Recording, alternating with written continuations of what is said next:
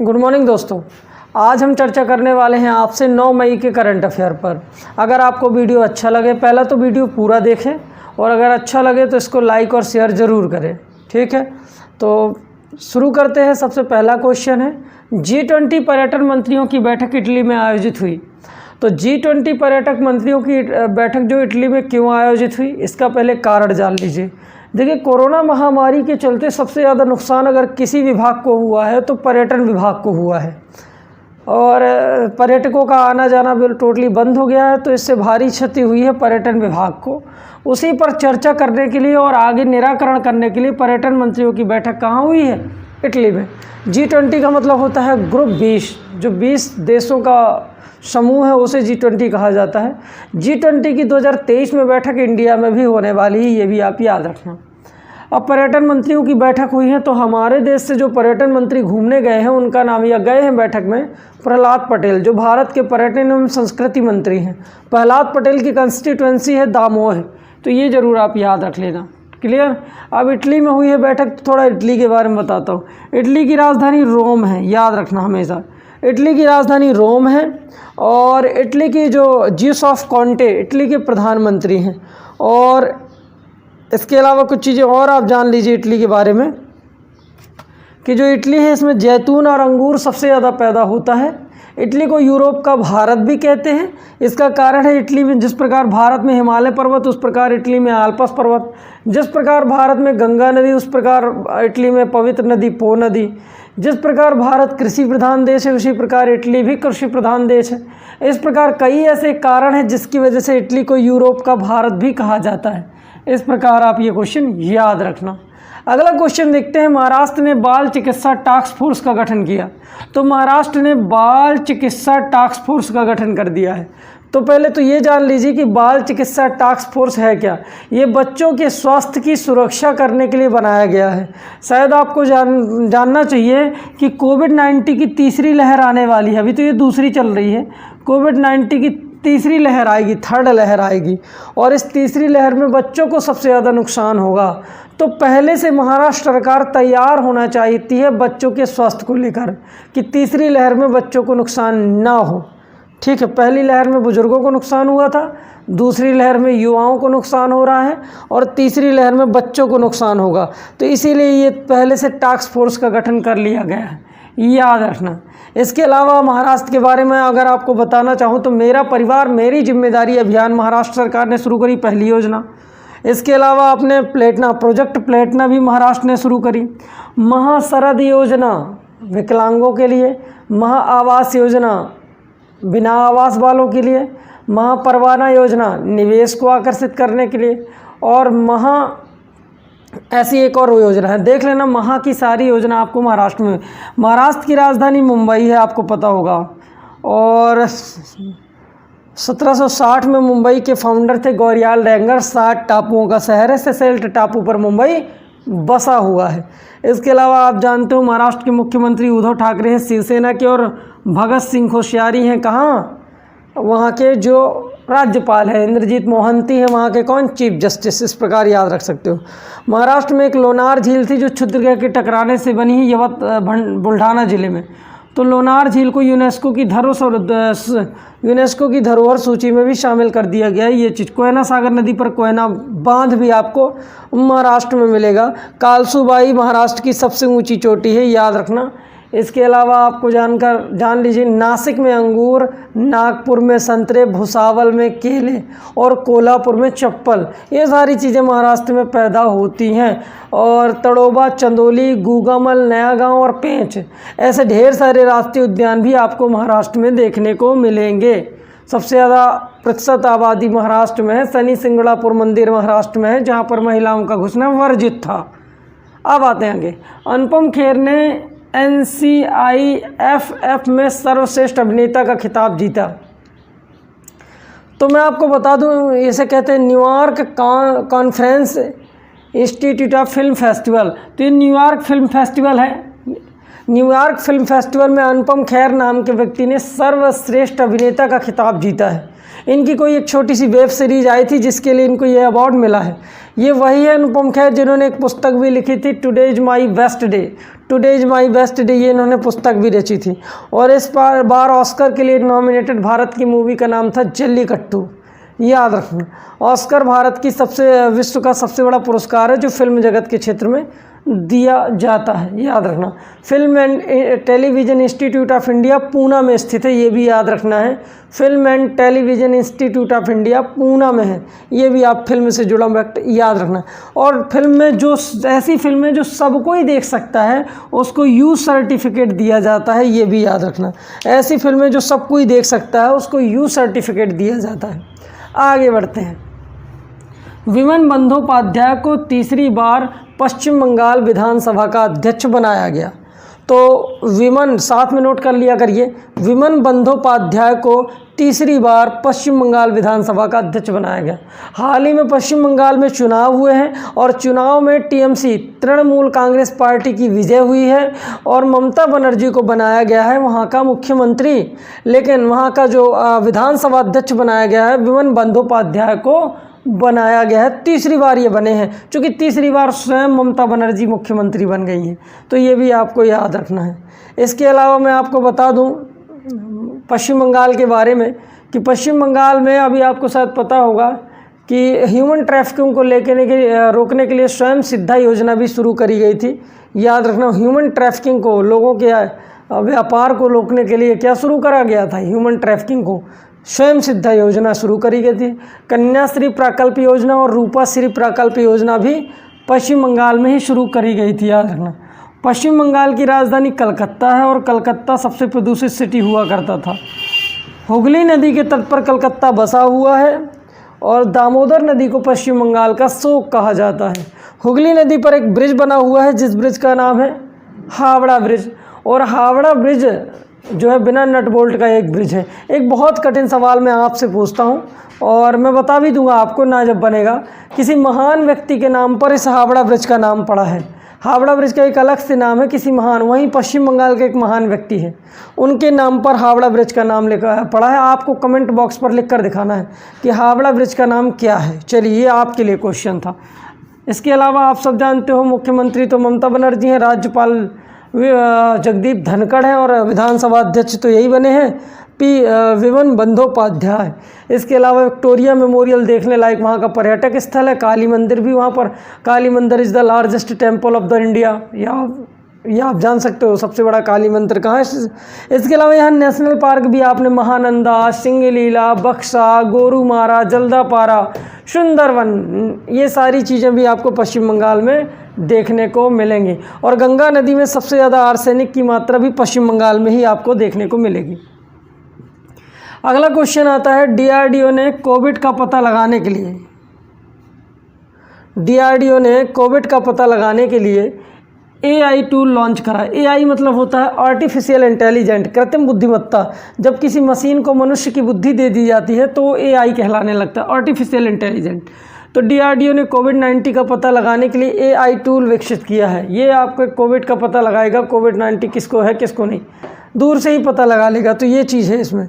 तो DRDO ने करा है। तो DRDO defence research and development organisation, और DRDO की स्थापना 1 जनवरी 1958 को हुई थी, इसीलिए 1 जनवरी DRDO डे के नाम से भी मनाया जाता है। इसके जो अध्यक्ष जी सतीश रेड्डी हैं और इसका हेडक्वार्टर नोएडा दिल्ली में है। और इसका जो आदर्श वाक्य है, strength origin is in science, बलस्य मूलम विज्ञानम है। इसी प्रकार एक और मैं आपको बता, अच्छा DRDO के बारे में एक घटना और याद कर लीजिए।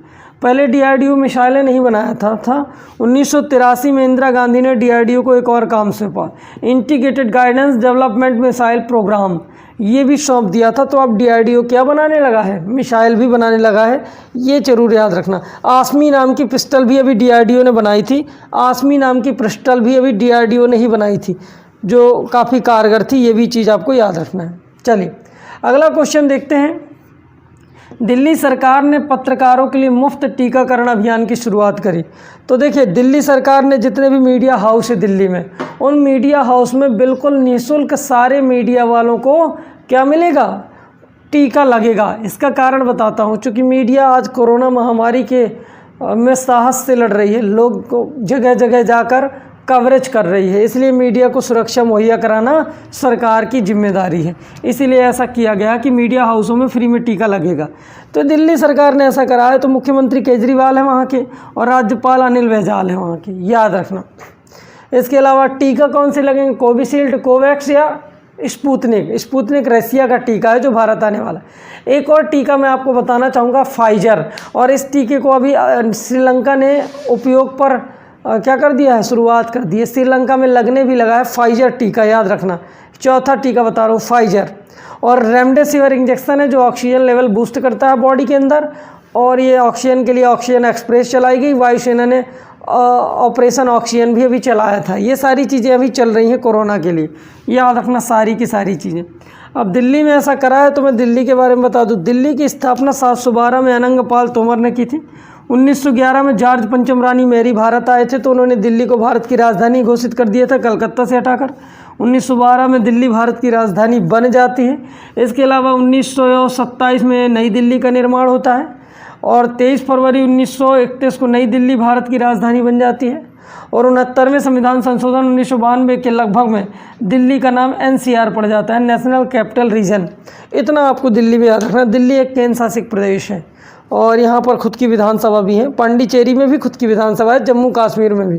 3 केंद्र शासित प्रदेश ऐसे हैं जहाँ खुद की विधानसभा है। यहाँ पर 7 है लोकसभा की सीटें, 70 है राज्यसभा की सीटें, ये भी आप याद रखना। और सबसे बड़ा लोकसभा क्षेत्र और सबसे छोटा लोकसभा क्षेत्र, सबसे बड़ा लोकसभा क्षेत्र उत्तरी दिल्ली और सबसे छोटा लोकसभा क्षेत्र चांदनी चौक, वो आपको दिल्ली में ही मिलेगा। ये सब चीज़ें आपको याद रखना है। अलाई दरवाज़ा दिल्ली में है। कुतुब मीनार का गेट, कुतुब मीनार ख्वाजा कुतुबुद्दीन बख्तियार की काकी की याद में 1206 में कुतुबुद्दीन ऐबक ने बनाया था। और वहाँ पर लोटस टेम्पल है, बामियान संप्रदाय को बिलोंग करता है लोटस टेम्पल। कमल मंदिर भी आपको वहीं पर देखने को मिलेगा, लोटस टेम्पल दिल्ली में। पुराना नाम हस्तिनापुर था, ये भी याद रख सकते हो। चलिए आगे बढ़ते हैं। अनदर डजन स्टोरी बुक को अंग्रेजी में अनुवाद किया इंद्राणी मजूमदार ने। पहले तो ये जान लीजिए कि अनदर डजन स्टोरी बुक है किसकी। ये पुस्तक सत्यजीत रे की है जो वास्तव में भारत के पहले ऑस्कर विजेता पुरुष थे। 1992 में उनको ऑस्कर मिला था बेस्ट स्क्रीन प्ले के लिए, लाइफ टाइम अचीवमेंट अवार्ड। तो वो है इसकी रचनाकर्ता। ये इनकी बंगाली भाषा में रची पुस्तक थी सत्यजीत रे की। इसको अंग्रेजी भाषा में इंद्राणी मजूमदार ने क्या कर दिया है, अनुवाद कर दिया है, याद रखना। ऑस्कर विजेता क्या होता है? The award of merit, the academy motion picture art and science, ये ऑस्कर का नाम है। कोडेक थिएटर में दिया जाता है कैलिफोर्निया में। विश्व का सबसे बड़ा सम्मान है। 1928 में इसकी शुरुआत हुई थी ऑस्कर की। ऑस्कर में काली गन मेटल पर सोने की पॉलिश लगी एक मूर्ति दी जाती है और करार करा लिया जाता है कि कितनी भी बुरी स्थिति आए इस मूर्ति को आप बेचेंगे नहीं ऑस्कर की, और बेचेंगे तो $1 में उसी संस्था को बेचेंगे जिसने दी है। जिस प्रकार भारत का सबसे बड़ा अवार्ड है फाल्के, दादा साहब गोविंदराज घुंडीराज फाल्के के नाम पर दिया जाता है फाल्के अवार्ड, तो वो भी भारत का सबसे बड़ा सम्मान है। इस प्रकार आप याद रखना। हमारे यहाँ भानु अथैया को भी मिल चुका है।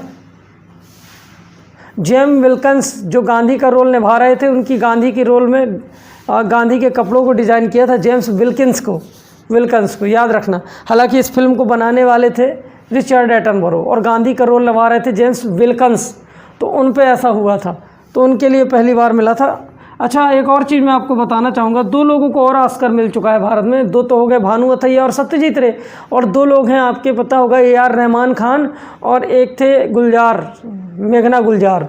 इन लोगों को स्लमडॉग मिलेनियम के किस गाने के लिए ऑस्कर मिला है, ये कमेंट बॉक्स में लिख के दिखाना है।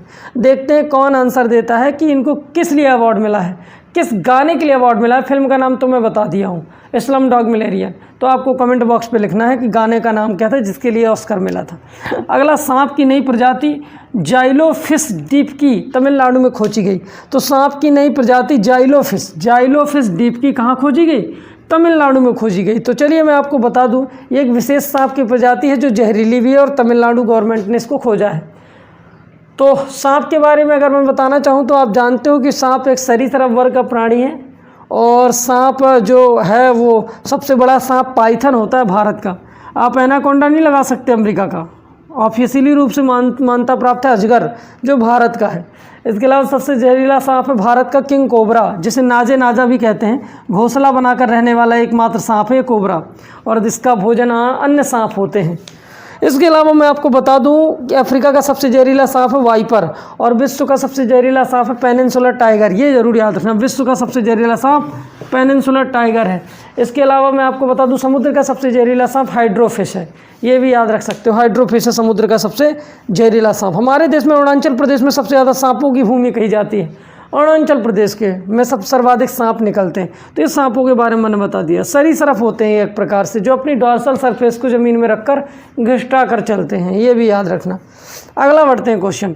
पटोला नाच कठपुतली से जुड़ा है। ये नाच असम का नृत्य है जिसको यूनेस्को ने अभी प्रमोट किया है। कुछ ऐसे कल्चर हैं भारत के अंदर जो वास्तव में नष्ट होते जा रहे हैं और इन कल्चरों के नष्ट होने से संस्कृति नष्ट हो सकती है। तो UNESCO, union nation education scientific and culture organisation, UNESCO, जिसकी स्थापना 1948 में हुई थी, जिसका हेडक्वार्टर है न्यूयॉर्क पेरिस में, और इसके अध्यक्ष हैं आंद्रा जोले। तो यूनेस्को ने कहा है कि भाई जो पटोला नाच है असम का, जो विलुप्त होता जा रहा है, उसको प्रमोट करिए। वो अच्छा नृत्य है, ये कठपुतली नृत्य के समान होता है, याद रखना। तो इस डांस को प्रमोट किया जाता है, असम का डांस। असम की राजधानी दिसपुर है। मुख्यमंत्री सर्बानंद सोनोवाल है और राज्यपाल जगदीश मुखी है और अजय लांबा है यहाँ के हाईकोर्ट के जज। और याद रखना कि असम में सैयदा अनवरा तैमूर नाम की पूर्व मुख्यमंत्री थी जिनका हाल ही में निधन हुआ है। और असम के गुवाहाटी में होता है चाय और डिगबोई में होता है तेल। ये ज़रूर याद रखना। नुमालीगढ़ में भी तेल होता है लेकिन डिगबोई खास है। इसके अलावा असम में आपको पता होगा Kaziranga national park in the situated of Assam and it's famous for one horn rhinoceros. एक सींग के गैंडे के लिए चर्चित है, याद रखना। क्लियर। असम में लगता है बिहू फेस्टिवल, कली गोपाल फेस्टिवल और अम्बुबाची मेला कामाख्या मंदिर में लगता है, जो यहीं पर है, भगवान माता पार्वती का कामाख्या मंदिर असम में है। और प्रोबा रिजर्व, देहम पटका एवं ऐसे ढेर सारे राष्ट्रीय उद्यान आपको असम में देखने को मिलेंगे। क्लियर। चलिए आगे बढ़ते हैं। असम के बारे में याद रखना। और कोई क्वेश्चन हो तो पूछ सकते हो आप, कमेंट बॉक्स में क्वेश्चन पूछ सकते हो। अब देते हैं 10वां क्वेश्चन। अंबादास हरिभाऊ का निधन हो गया। देखिए अंबादास हरिभाऊ गोवा के लोकायुक्त बने। तो निधन, कोरोना से इतने लोग मर रहे हैं कि निधन ही याद आ रहा है। लोकायुक्त अंबादास हरिभाऊ गोवा के लोकायुक्त बने हैं। लोकायुक्त क्या होता है? भ्रष्टाचारियों पर नकेल कसने, रिश्वतखोरों को पकड़ने के लिए भारत में लोकायुक्त सिस्टम का गठन किया है। और इसको गठित कराने में भारत के एक महान क्रांतिकारी अन्ना हजारे का बहुत बड़ा हाथ है। जिस प्रकार केंद्र सरकार में लोकायुक्त होता है उसी प्रकार राज्य सरकार में जिस प्रकार केंद्र सरकार में लोकपाल होता है उसी प्रकार राज्यों में लोकायुक्त होता है, याद रखना। तो लोकायुक्त बने हैं कौन? अंबादास हरिभाऊ गोवा के बने हैं। कहाँ के? गोवा के। ये जरूर याद रखना। जैसे आपको पता होगा हमारे मध्य प्रदेश में पीपी नावलकर थे, हालांकि चेंज हो गए हैं और इसका हेडक्वार्टर सागर में था। और लोकपाल कौन थे? हमारे देश के लोकपाल कौन बने थे? पीसी घोष, प्रमोद चंद्र घोष भारत के लोकपाल हैं। ये क्वेश्चन नोट कर लीजिए, इंपॉर्टेंट है। अब गोवा के लोकपाल बने हैं रिश्वतखोरों को पकड़ने के लिए। तो गोवा की राजधानी पणजी है, मांडोवी नदी के तट पर है। पणजी में 2 रिसर्च सेंटर भी है, एक समुद्री विज्ञान अनुसंधान केंद्र, एक जल अनुसंधान केंद्र। और गोवा के मुख्यमंत्री हैं प्रमोद सावंत और गोवा के राज्यपाल, हालांकि अभी तो भगत सिंह कोश्यारी ही गोवा के राज्यपाल हैं, ये याद रख लेना। इसके अलावा मैं आपको बता दूं गोवा में आपको पता होगा माउलिंग नेशनल पार्क है, सफ़ेद चूहों के लिए चर्चित है। इसके अलावा आपको पता होगा वहाँ पर महावीर नेशनल पार्क भी इसका नाम हो गया है। Salim Ali the greatest ornithologist of India, Salim Ali के नाम पर बर्ड लाइफ सेंचुरी भी आपको गोवा में मिलेगी। 19 दिसंबर गोवा में बहुत चर्चित है, 30 मई गोवा में बहुत चर्चित है, 18 जून चर्चित है। ये 3 डेटें गोवा से याद रखना। 19 दिसंबर को गोवा लिबरेशन डे मनाया जाता है, चूँकि 19 दिसंबर 1961 को गोवा पुर्तगालियों से आज़ाद हुआ था। 30 मई को मनाया जाता है गोवा स्थापना दिवस, चूँकि 30 मई 1987 को गोवा भारत का 25वां राज्य बना था। 18 जून को मनाया जाता है गोवा क्रांति दिवस। ये जरूर 3 दिवस आपको याद रखना। सबसे ज़्यादा शहरी आबादी गोवा में है, आरक्षण मुक्त है गोवा। और आपको ये भी पता होना चाहिए कि ढकनी, खोल, झकोरा और मांडा ये गोवा के 4 डांस हैं। तो अब कल मिलते हैं आपसे। देखिए रोज़ समय पर आप 5 से 6, 8 बजे के बीच हमारा करंट अफेयर देख सकते हो। और पुराने वीडियो अगर आपने नहीं देखे हैं ज़रूर देखिए, सपोर्ट करिए। नमस्कार।